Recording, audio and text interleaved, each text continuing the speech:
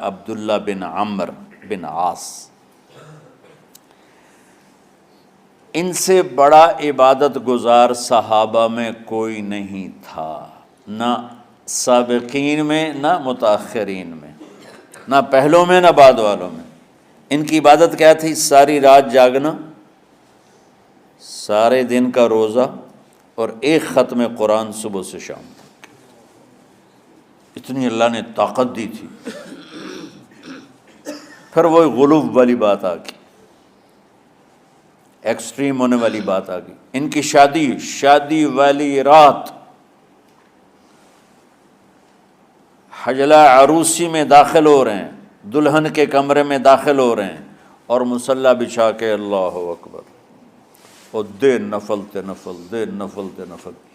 تو ان کی بیگم نے دیکھا تو وہ بھی خیر کا زمانہ تھا، انہوں نے بھی وضو کیا اور پیچھے مصلی